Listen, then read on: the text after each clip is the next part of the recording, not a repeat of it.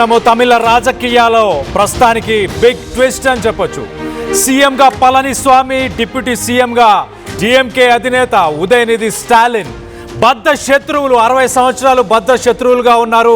ప్రజలకి మేము అంటే మేము, ఈసారి మమ్మల్ని గెలిపించండి అంటూ ప్రతిసారి ఒకరిపై ఒకరు పోటీ చేసేవారు. కానీ అంతర్గతంగా ఎవరు మధ్యలో రాకూడదు అన్న నినాదాన్ని గతంలో విజయ్ కూడా పలుమార్లు బయటికి తీశాడు. ఖచ్చితంగా వీళ్ళ పిల్లలు వీళ్ళే రాజ్యం ఏలాలి అన్న ఉద్దేశం డిఎంకే పార్టీ అధినేతకి, ఏఐడిఎంకే పార్టీ అధినేతకి వీరిద్దరికీ ఉందంటూ గతంలో విజయ్ చేసిన ఆ స్టేట్మెంటే ప్రస్తుతానికి నిజమవుతుంది. ప్రభుత్వాన్ని ఏర్పాటు చేయడానికి పావులు కదుపుతున్నాయి ఆ రెండు పార్టీలు. ద్రవిడ పార్టీలు రెండు, డిఎంకే అన్నా డిఎంకే ఇద్దరు కలిసి తమిళనాడులో ప్రభుత్వాన్ని ఏర్పాటు చేయడానికి సిద్ధమవుతున్నారు. డిఎంకేతో పొత్తుకి అన్నా డిఎంకే చీఫ్ పళనిస్వామి రెడీగా ఉన్నారు. ఈ నెల 10న ప్రమాణ స్వీకారానికి ఏర్పాట్లు కూడా మొత్తానికైతే ప్రారంభించినట్టు తెలుస్తుంది. స్టాలిన్ను ఒప్పించేందుకు డిఎంకే సీనియర్ నేతలు ప్రస్తుతానికి ప్రయత్నాలు చేస్తున్నారు. పళనిస్వామి రెడీగా ఉన్నాడు. ఈసారి అంటే లాస్ట్ టైం స్టాలిన్ చీఫ్ మినిస్టర్గా ఉన్నాడు కాబట్టి ఈసారి పళనిస్వామి చీఫ్ మినిస్టర్గా ఉంటా అని ఆయన డిమాండ్ చేశాడు అనుకుంటా. మొత్తం మీద కేంద్రానికి సంబంధించిన పార్టీలు నేషనల్ పార్టీస్ని దూరం పెడదాం, రీజనల్ పార్టీసే ఇక్కడ రూల్ చేయాలి అన్న నినాదాన్ని ముందు పెడుతున్నారు ప్రజల ముందు. అంటే ఒక వెన్నుపోటు, ప్రజల తీర్పుకి వెన్నుపోటుని పొడిచాము అన్న మాట రాకూడదు అన్న ఉద్దేశంతో డిఎంకే అధినేత, ఏఐడిఎంకే అధినేత వీరిద్దరు కూడా నేషనల్ పార్టీస్కి వ్యతిరేకం మేము, అందుకే కాంగ్రెస్ని సపోర్ట్ చేస్తూ కాంగ్రెస్ సపోర్ట్ తీసుకున్న విజయ్ని మేము విజయ్ని ఓడించే ప్రయత్నం చేస్తున్నాం. ఎట్ ద సేమ్ టైం బీజేపీని కూడా, బీజేపీ ఏఐడిఎంకే కూటమి కూడా విడిపోయే ఆలోచనలో ఉన్నట్టు కూడా తెలుస్తుంది. విజయ్కి కాంగ్రెస్ మద్దతు ఇవ్వడం పైనే మరి బీజేపీ బిగ్ స్కెచ్ వేసిందా? ఇదంతా బీజేపీ నడిపిస్తుందా? స్టాలిన్ పళనిస్వామితో తెర వెనుక బీజేపీ చర్చలు నడిపించింది అంటూ వాదనలు వస్తున్నాయి. నిబంధనల ప్రకారం మొదట విజయ్కే గవర్నర్ ఆహ్వానం ఇవ్వాలి. దాని తర్వాత బల నిరూపణ విఫలమయ్యేలా డిఎంకే చేసిందా, కావాలనే చేసిందా? అన్న డిఎంకే రెండు కలిసి గవర్నర్ దగ్గరికి విజయ్ వచ్చిన తర్వాత బల ప్రదర్శన చేయాలి, బల నిరూపణ చేయాలి, ప్రూవ్ చేసుకోండి, 118 మంది సిగ్నేచర్స్ తీసుకురావాలని ఒక పక్కన గవర్నర్తో చెప్పిస్తూనే మరో పక్కన విజయ్కి ఎలాంటి సపోర్టు, కూటమిలోని చిన్న పార్టీల నుంచి ఎలాంటి సపోర్టు లేకుండా అన్నా డిఎంకే పావులు కదిపిందా? విజయ్ బల నిరూపణ విఫలమైతే అన్నా డిఎంకే ఉమ్మడి ప్రభుత్వం ఏర్పాటు చేసే ఛాన్స్ వస్తుంది కాబట్టి స్ట్రాటజిక్గానే ఇదంతా ప్లాన్ చేశారా? ఇదే జరిగితే మూకుమ్ముడిగా టీవీకే ఎమ్మెల్యేలు అందరం కూడా రాజీనామా చేయనున్నాము అంటూ టీవీకేకి సంబంధించిన వర్గాలు చెప్పుకొస్తున్నాయి. కానీ రాజీనామా చేసిన దానివల్ల ఏమైనా ఉపయోగం ఉండే అవకాశం ఉందా లేదా? వీటన్నిటి గురించి డీటెయిల్గా మాట్లాడుకునే ప్రయత్నం చేద్దాం. ఏపీ నుంచి మా ఇన్పుట్ ఎడిటర్ కృష్ణమోహన్ అందుబాటులో ఉన్నారు. కృష్ణమోహన్తో మాట్లాడి తెలుసుకునే ప్రయత్నం చేద్దాం. కృష్ణమోహన్ చెప్పండి, సిరీస్ ఆఫ్ ఈవెంట్స్, సీరియళ్ళు, సినిమాలు కూడా పనికిరావు అలాంటి ట్విస్ట్లు, టర్న్స్, ప్రతి గంటకు ఒకసారి ట్విస్ట్ టర్న్స్ అని అనుకోవచ్చు ఒక రకంగా. ఇప్పుడు ప్రస్తుతానికి ఈ రెండు ద్రవిడియన్ పార్టీస్ ప్రభుత్వాన్ని ఫామ్ చేయబోతున్నాయా అని అంటున్నారు. నిజమా, వాస్తవేనా? దీనికి సంబంధించి ఏంటి అప్డేట్? కళ్యాణ్, ఇప్పుడు తమిళనాడు రాజకీయాలు రోజుకు కొత్త మలుపు తిరుగుతున్నాయి. అయితే ఇప్పుడు ప్రధానంగా కొన్ని నేషనల్ మీడియాలో కావచ్చు కొన్ని కథనాలు వస్తున్నది ఏంటంటే ఏఐడిఎంకే ప్లస్ డిఎంకే కలిసి ప్రభుత్వాన్ని ఏర్పాటు చేయాలనే దిశగా ప్రయత్నాలు చేస్తున్నాయని. ఇందులో ఒకటి, పళనిస్వామికి ఏఐడిఎంకే తరఫున ఉన్న పళనిస్వామిని ముఖ్యమంత్రిగా చేసి డిఎంకే నుంచి ఉదయనిధి గెలిచాడు కాబట్టి ఉదయనిధి స్టాలిన్ గెలిచారు కాబట్టి ఆయన్ని డిప్యూటీ సీఎం చేసి ప్రభుత్వం ఫామ్ చేస్తామనేది ఒక చర్చ. కానీ అసలుకి ఇది పాసిబుల్ అవుద్దా లేదా అనేది మనం ఒకసారి చూడాలి. రాజ్యాంగబద్ధమైన వ్యవహారాల్లో ఇట్లా ఏ విధంగా వ్యవహారం ఉంది, నిజంగానే ఓడిపోయిన తర్వాత రెండు పార్టీలు కలిసి ఏకమయ్యే పరిస్థితి ఉంటుందా లేదా అనేది కూడా ఒకసారి చర్చ జరగాలి. అయితే మరోవైపు గెలిచిన ఈ రెండు కానీ ప్రభుత్వం కానీ ఆహ్వానిస్తే మరోవైపు టీవీకే 107 మంది అంటే 108 గెలిచారు. ఆల్రెడీ విజయ్ 2 స్థానాల్లో గెలిచారు కాబట్టి 107 ఫిగర్ అవుతుంది.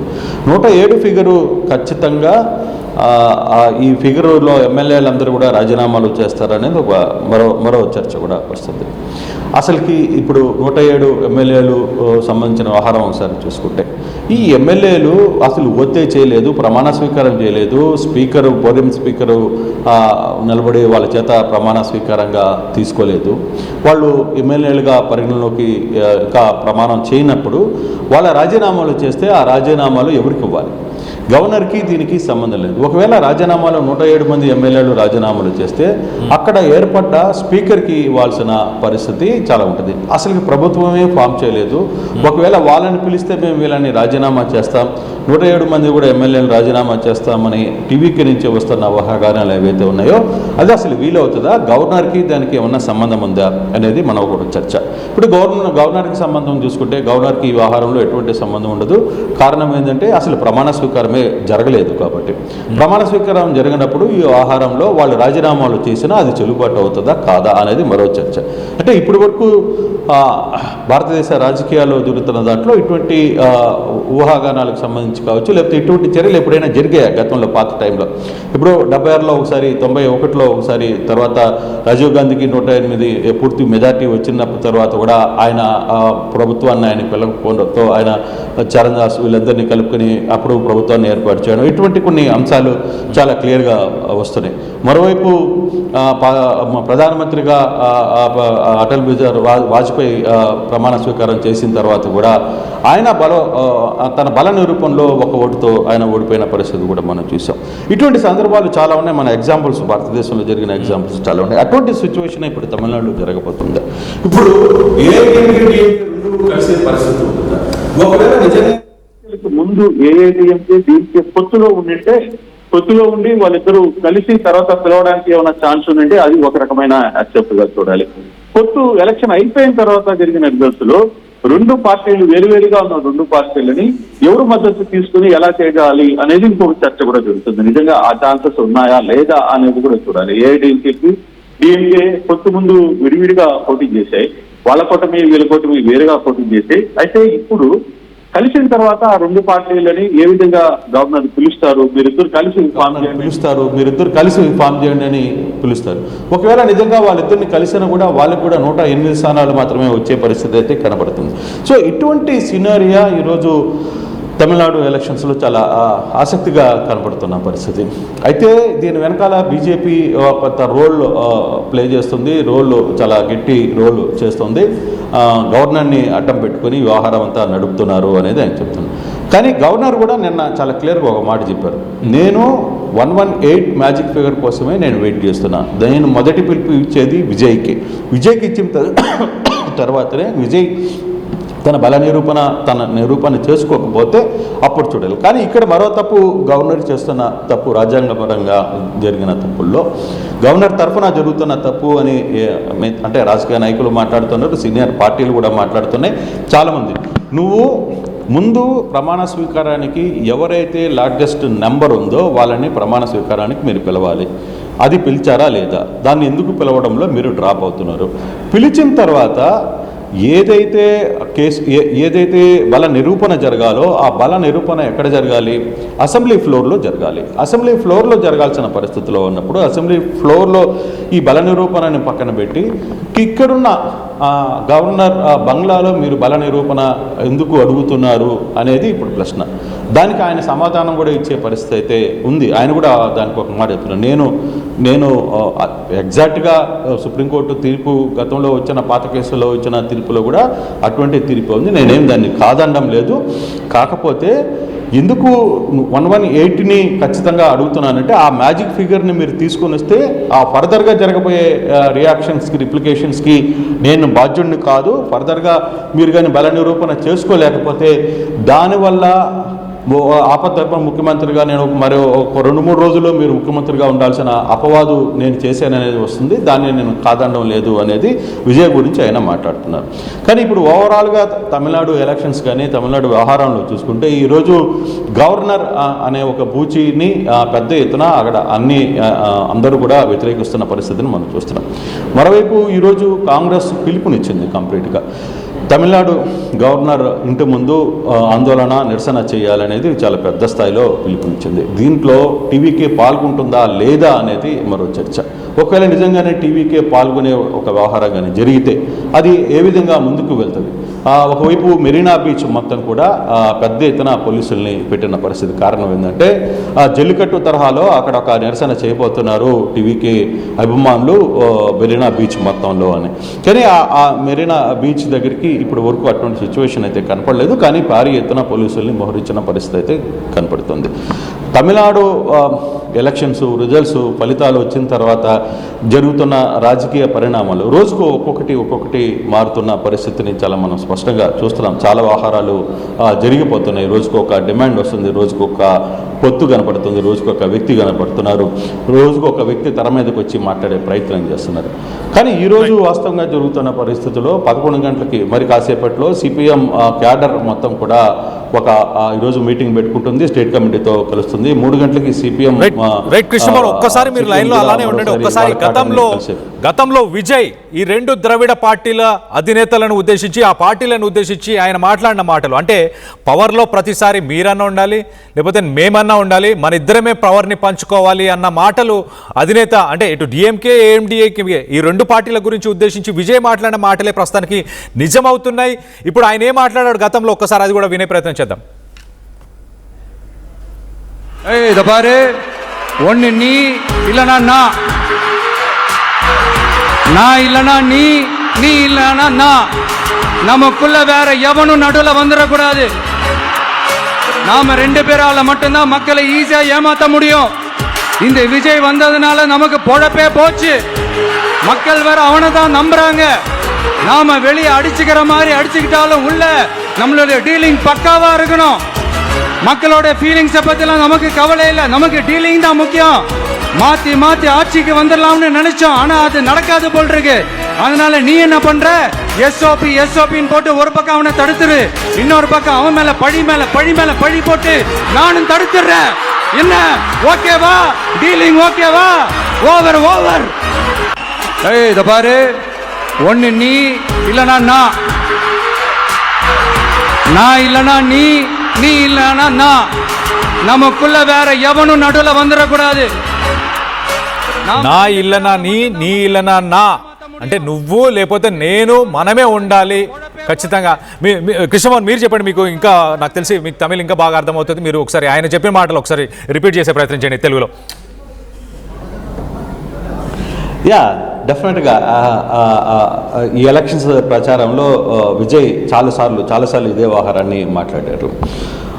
వన్ను నీ యా నా అంటే ఒకటి నువ్వన్నా ఉండాలి, లేదు నేనన్నా ఉండాలి. నమ్మకుల్లా వేరే ఆళ్ళు యారు వరకు రాదు అంటే మన ఇద్దరి మధ్య వేరే మూడో వ్యక్తి ఎవరు రాకూడదు. ఇప్పుడు విజయ్ రావడం వల్ల మనకి పెద్ద కష్టాలు వచ్చినాయి కాబట్టి మన ఇద్దరం కలిసి విజయ్ని తొక్కాలి. కానీ ఫైనాన్షియల్గా ఎప్పుడైనా సరే ఫైనల్గా మన ఇద్దరమే ఉండాలి. ఈ రాష్ట్రంలో ఉంటే ఏఐడిఎంకే ఉండాలి, లేకపోతే అన్నాడీఎంకే ఉండాలి. మన మధ్య ఈ రహస్య పొత్తుని ఎప్పుడు నెరవేర్చాలి అనేది విజయ్ పదే చెప్తూ వచ్చిన పరిస్థితి కళ్యాణ్. డెఫినెట్గా ఈ వ్యవహారంలో చాలా క్లియర్గా ఆయన చెప్పినట్టుగా ఇప్పుడు జరగబోతుందా అంటే అదే జరగబోతుంది అని ఒక చర్చ జరుగుతుంది. కానీ ఏఐడిఎంకే డిఎంకే కలిసే పరిస్థితి ఉందా? నిజంగానే ఏదైతే ఊహాగానాలు వస్తున్నాయో నిజంగానే ఏదైతే వాళ్ళ మధ్య ఒక సెటిల్మెంట్ జరిగింది అనేది, ఆ సెటిల్మెంట్ ఏంటి? ఒకటి ఏఐడిఎంకే నుంచి ఉన్న పళనిస్వామిని ముఖ్యమంత్రిని చేయాలి, ఉదయనిధి స్టాలిన్ని డిప్యూటీ సీఎం చేయాలి డిఎంకే తరఫున. వీళ్ళిద్దరిని మంత్రి పదవుల్లో అంటే కీలక బాధ్యతల్లో చెప్పి మిగతా మంత్రి పదవుల్ని చరిస్వగంగా పంచుకోవాలి అనేది వస్తున్న నిజంగా అటువంటి పరిస్థితి ఉంటుందా? ఇక్కడ అదే సమస్య వస్తుంది. నిజంగానే పార్టీలకు ముందు ఎలక్షన్స్కి ముందు ఈ 2 పార్టీలు వేరువేరు కూటములుగా పోటీ చేసిన సందర్భం, వేరువేరు అభ్యర్థులుగా కలిసిన సందర్భం.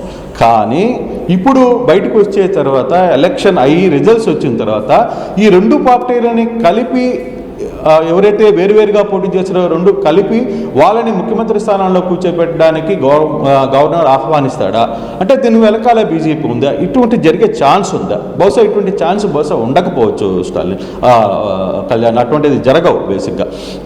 ఈ 2 వ్యవహారాల్లో ఈ 2 పార్టీలను కలిపి ఎలక్షన్కి లేదు ముఖ్యమంత్రిని చేయడానికి అటువంటి సిచ్యువేషన్స్ గవర్నర్ పూనుకుంటారా అనేది కొంత చర్చ జరుగుతుంది. ఇప్పుడు అక్కడే సమస్య వస్తుంది. ఆ విషయం మీదనే టీవీకి చాలా క్లియర్గా చెప్తుంది. బీజేపీ వెనక నుండి ఒక కుట్ర చేస్తుంది, గవర్నర్ ఒక కుట్రకు పాల్పడుతున్నారు. ఈ రెండు పార్టీలను కలిపి ప్రభుత్వాన్ని ఏర్పాటు చేసే దిశగా ఈయనే వాళ్ళని ప్రోత్సహిస్తున్నారు.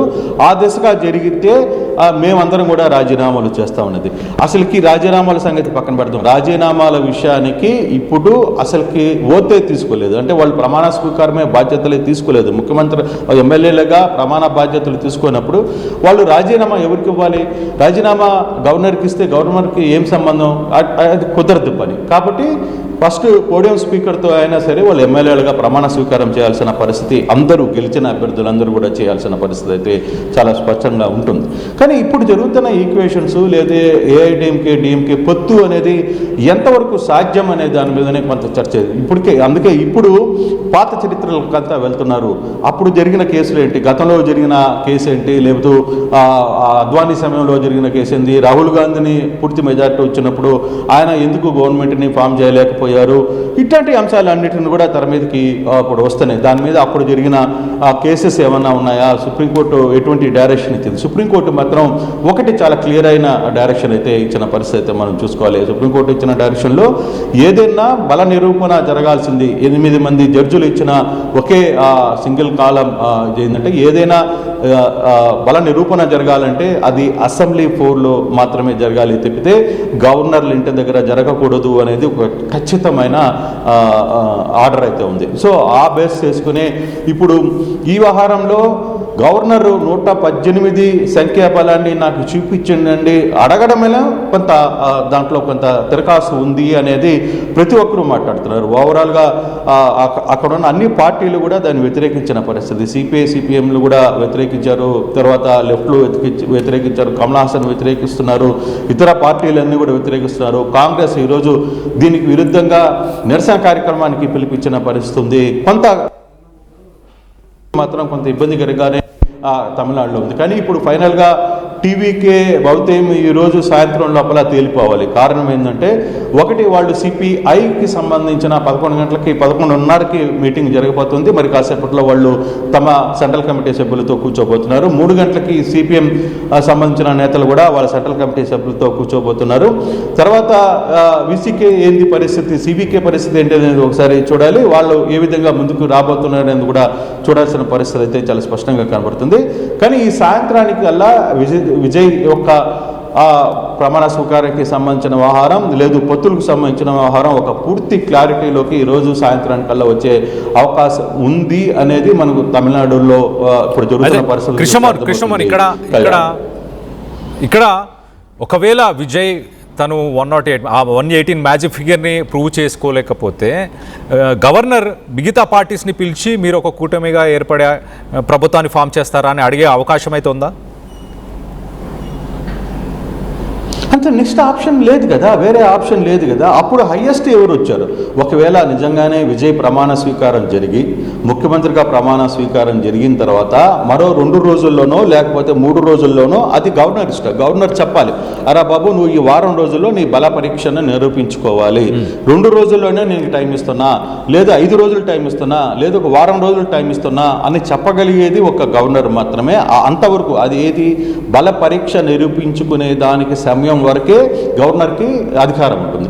లేదు గవర్నర్ ఒక మాట చెప్పాడు, 2-3 రోజుల్లో నువ్వు బల నిరూపణ చేసుకోవాలి అని చెప్పినప్పుడు ముఖ్యమంత్రి అయిన తర్వాత ఆ బల నిరూపణలో విజయ్ గానే 118 మ్యాజిక్ ఫిగర్ని అందుకోలేకపోతే, గతంలో ఏదైతే వాజ్పేయి ప్రభుత్వం 1 ఓటుతో కూలిపోయిందో అదే దిశగా ఈయన కూడా అట్లా కానీ చేసుకోలేకపోతే అప్పుడు ఆల్టర్నేట్ ఎవరైతే ఉన్నారో అప్పుడు ద సెకండ్ ఆల్టర్నేట్ డిఎంకేలో ఉన్న డిఎంకేని పిలుస్తారు. ఎందుకంటే వాళ్ళు హయ్యెస్ట్ మెజార్టీ, అంటే ఏఐడిఎం కంటే కూడా సెకండ్ ప్లేస్లో డిఎంకేకి 70 స్థానాలు వచ్చాయి కాబట్టి మీరు 70 స్థానాలు ఉన్న వ్యక్తిని పిలుస్తారు. మీరేమన్నా ఫామ్ చేస్తారా? లేదు వాళ్ళ వల్ల కాకపోతే ఇంకో ఆల్టర్నేట్ తాండి. అంతేగాని కానీ ఒక్కసారిగా మీరందరూ కలిసి వెంటనే చేసుకుని ఇప్పుడు రండి అని చెప్పడానికి గవర్నర్కి ఎటువంటి రూల్స్ ఆఫ్ ఇదైతే కనపడడం లేదు స్పష్టంగా. Kalyan right Krishnamohan, thanks for the latest update. మొత్తం మీద డిఎంకే ఏఐడిఎంకే కుట్ర పని గవర్నర్తోని కావాలనే టైంని తీసుకునే ప్రయత్నం చేస్తున్నారంటూ ఆరోపణలు అయితే వస్తున్నాయి. మొత్తం మీద టీవీకే పార్టీకి 108 అలాగే డిఎంకే ఒక్కసారి డిఎంకే అలాగే ఏఐడిఎంకే కూటమికి సంబంధించిన మిగతా చిన్న పార్టీలతో కలుపుకొని ప్రభుత్వాన్ని ఫామ్ చేసే అవకాశం ఉందా? ఒకవేళ విజయ్కి ప్రమాణ స్వీకారానికి లేకపోతే ప్రమాణ స్వీకారం చేయించి ప్రభుత్వాన్ని ఫామ్ చేసుకో అనే సమయం ఇచ్చిన తర్వాత విజయ్ ఒకవేళ చేయకపోతే నెక్స్ట్ లీడింగ్ పార్టీ డిఎంకే ఉంది కాబట్టి డిఎంకే నాయకులని గవర్నర్ పిలుస్తారు. డిఎంకేకి 59 సీట్లు ఉన్నాయి. దాని తర్వాత ఏఐడిఎంకే 47 సీట్లు, మొత్తంగా 106 ఏఐడిఎంకే డిఎంకే కలుపుకొని 106. కానీ మిగతా పార్టీస్ కూడా ఉన్నాయి. ఇక్కడ సిపిఐకి 2 సీట్లు, సిపిఎంకి 2 సీట్లు, విసికేకి 2 సీట్లు. ఈ 3 పార్టీలు ఇవాళ మధ్యాహ్నం 11 గంటలకు సిపిఐ ఒక మీటింగ్లో పాల్గొంటుంది. మధ్యాహ్నం 3 గంటలకి సిపిఎం అలాగే విసికే ఈ 3 కూడా వాళ్ళ అధిష్టానంతో మొత్తానికి అయితే డిస్కషన్లో ఉండబోతున్నారు. దాని తర్వాత సాయంత్రానికి ఒక కొలికి వస్తారు. సో ఓవరాల్గా ఈ సిపిఐ, సిపిఎం, విసికే, ఐయుఎంఎల్ మైనార్టీస్కి సంబంధించి కూడా ఒక 2 సీట్లు, అలాగే డిఎండికేకి 1 సీటు. సో మొత్తంగా డిఎంకే అలైడ్ పార్టీస్ ఒక్కసారి మనం స్ట్రెంత్ చూస్తే కనుక 59 plus CPI 2 plus CPM 2 plus VCK 2 plus IUML మైనార్టీస్కి సంబంధించిన పార్టీకి 2 అలాగే డిఎండికే మొత్తంగా 1. సో 9 ప్లస్ 59 అంటే 68 డిఎంకే స్ట్రెంత్. అలాగే ఏఐడిఎంకే స్ట్రెంత్ ఒకసారి చెప్పే ప్రయత్నం చేస్తా. 47 ఏఎండిఎంకి, పిఎంకేకి 4, ఏఎంఎంకే 1, బీజేపీ 1. సో మొత్తంగా ఏఐడిఎంకేకి 53. సో 53 ఏఐడిఎంకే విత్ కూటమి పార్టీలు, అలాగే డిఎంకే విత్ కూటమి పార్టీలు 68. సో 68 ప్లస్ 53 ఒకసారి మనం చూస్తే కనుక 68 121 సీట్స్. సో మొత్తంగా ఏఐడిఎంకే డిఎంకే 2 కలుపుకుంటే 68 53 కలుపుకొని 121 సీట్లు. అంటే మ్యాజిక్ ఫిగర్ని ఈ 2 పార్టీలు కలిసి అచీవ్ చేసే అవకాశం అయితే ఉంది. కానీ అది ఎప్పుడు అనంటే అది మొదటగా విజయ్ తన స్ట్రెంగ్త్ని ఫ్లోర్ టెస్ట్లో ఫెయిల్ అయినప్పుడు గవర్నర్ నెక్స్ట్ మెజారిటీ పార్టీని పిలిచి మీరు గవర్నమెంట్ ఫామ్ చేయగలుగుతారా అని. అంటే ఇదంతా డైరెక్ట్గా వీళ్ళు సపోర్ట్ చేసి చేయకపోయినా బయట నుంచి సపోర్ట్ చేసే అవకాశం ఉంటుంది. పార్టీస్ మర్జ్ అవ్వాల్సిన అవసరం లేదు, పార్టీస్ డైరెక్ట్గా సపోర్ట్ చేయాల్సిన అవసరం లేదు, బయట నుంచి కూడా సపోర్ట్ చేసి కూడా గవర్నమెంట్ని ఫామ్ చేసే అవకాశం అయితే ఉంటుంది. సో మొత్తం మీద ఇంట్రెస్టింగ్ టర్న్అవుట్ అని చెప్పొచ్చు. విజయ్ని ఎట్టి పరిస్థితుల్లో చీఫ్ మినిస్టర్ సీట్లో కూర్చోనివ్వకూడదు అన్నట్టు 2 ద్రవిడ పార్టీలు ప్లాన్ చేస్తున్నాయా, ఇదంతా బీజేపీ గైడెన్స్లోనే జరుగుతుందా అంటూ ప్రస్తుతానికైతే వార్తలు వస్తున్నాయి.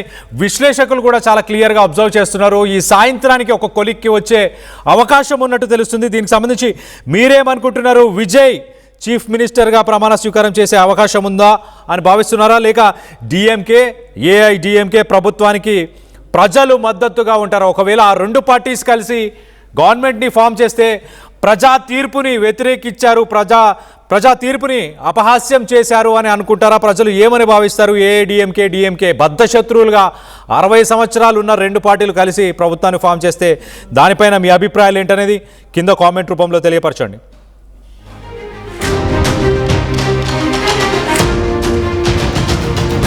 ఒక్కసారి విజయ్ ఈ 2 పార్టీలను ఉద్దేశించి ఆయన గతంలో ఎన్నోసార్లు మాట్లాడాడు. ఒకసారి విజయ్ మాటలను వినే ప్రయత్నం చేద్దాం. పవర్లో ఎవరుంటారు, ఏం చేస్తున్నారు, ఇన్ని సంవత్సరాలు ఈ 2 పార్టీలు ఏం చేశాయి, ఇప్పుడు నేను వచ్చాక ఎలా భయపడుతున్నాయి అనేది విజయ్ మాటల్లోనే ఒక్కసారి వినే ప్రయత్నం చేద్దాం. ஒன்னு நீ இல்லனா நான் இல்லனா நீ இல்லனா நான். நமக்குள்ள வேற எவனும் நடுவுல வந்துடக்கூடாது. நாம 2 பேரால மட்டும்தான் மக்களை ஈஸியா ஏமாத்த முடியும். இந்த விஜய் வந்ததுனால நமக்கு பொழப்பே போச்சு. மக்கள் வேற அவனை தான் நம்புறாங்க. நாம வெளியே அடிச்சுக்கிற மாதிரி அடிச்சுக்கிட்டாலும் உள்ள நம்மளுடைய டீலிங் பக்காவா இருக்கணும். மக்களோட ஃபீலிங்ஸை பத்திலாம் நமக்கு கவலை இல்லை, நமக்கு டீலிங் தான் முக்கியம். மாத்தி ஆட்சிக்கு வந்துடலாம்னு நினைச்சோம், ஆனா அது நடக்காது போல் இருக்கு. அதனால நீ என்ன பண்ற? எஸ்ஓபின்னு போட்டு ஒரு பக்கம் அவனை தடுத்துரு, இன்னொரு பக்கம் அவன் மேல பழி போட்டு நானும் தடுத்துடுறேன். என்ன ஓகேவா? டீலிங் ஓகேவா? Over over. ஏய் இத பாரு, ஒன்னு நீ இல்லனா நான்.